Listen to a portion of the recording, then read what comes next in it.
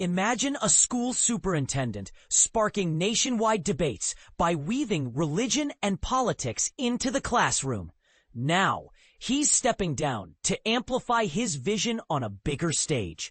This isn't just about education. It's a clash of ideologies that could reshape how we teach our kids. But here's where it gets controversial. Is this a bold stand for freedom, or a risky overstep into territory that blurs the lines between church and state?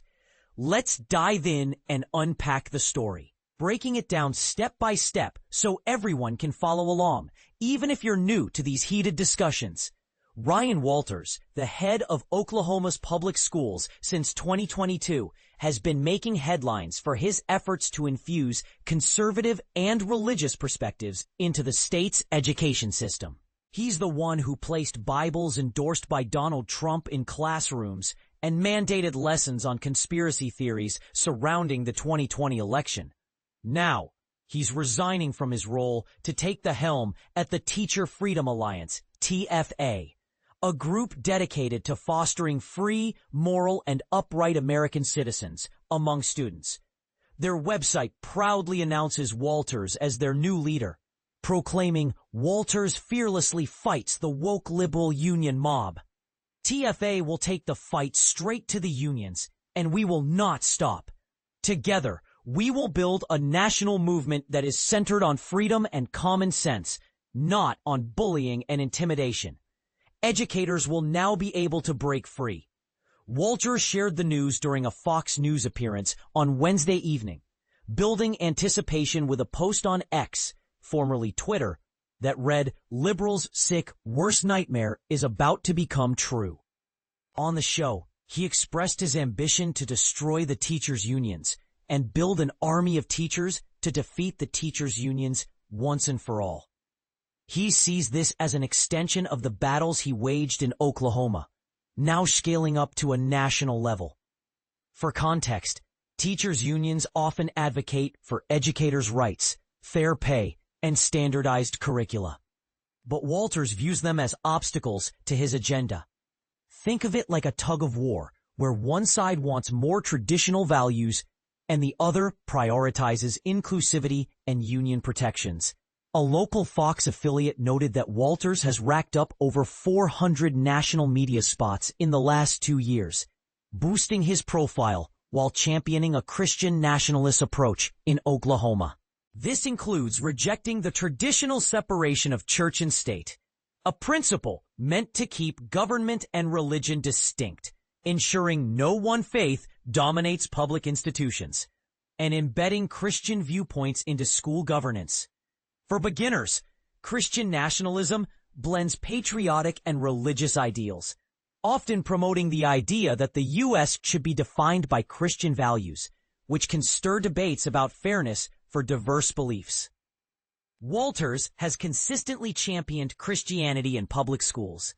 He once pushed for schools to show a video of him praying, aimed at encouraging spiritual expression in education. He also backed Oklahoma's pioneering Catholic public charter school, a hybrid model where public funding supports a faith-based curriculum. Imagine a school that blends state resources with religious teachings, potentially offering unique opportunities, but raising questions about inclusivity for non-Catholics. And just this week, he urged every Oklahoma school to establish chapters of Turning Point USA, a conservative youth organization led by Charlie Kirk, which focuses on promoting right-wing ideas among students, like free market economics and patriotism. Beyond that, Walters has clashed with educators, accusing them of promoting woke indoctrination, a term often used by critics to describe teachings on social justice, diversity, and equity that they see as overly progressive or biased. To counter this, he proposed that teachers relocating from liberal states must obtain an America First certification, emphasizing loyalty to traditional American values. He also appointed influential conservative figures, such as the creator of Libs of TikTok, a platform highlighting perceived liberal excesses, and the head of the Heritage Foundation, a think tank advocating conservative policies, to state education committees. These moves have garnered support from conservative influencers, who even pushed for Walters to become the U.S. Secretary of Education under a Trump administration. And this is the part most people miss. Walters' shift from a state-level role to a national nonprofit could signal a broader movement to influence education policy across the country. It's like taking a local experiment and turning it into a blueprint for change, potentially affecting millions of students. But is this empowering teachers to think freely? Or is it imposing a one-sided worldview that marginalizes other perspectives? For instance, while TFA talks about freedom and common sense, critics might argue it's about enforcing a specific ideology, sparking questions about whether schools should prioritize religious or political agendas over neutral, evidence-based learning.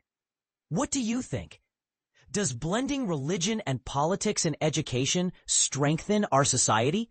Or does it risk alienating students from different backgrounds? Should superintendents like Walters have the power to shape curricula this way? Or is it time to reinforce boundaries like church-state separation? Share your thoughts in the comments. Do you agree with his vision or see it as a step too far? Let's keep the conversation going.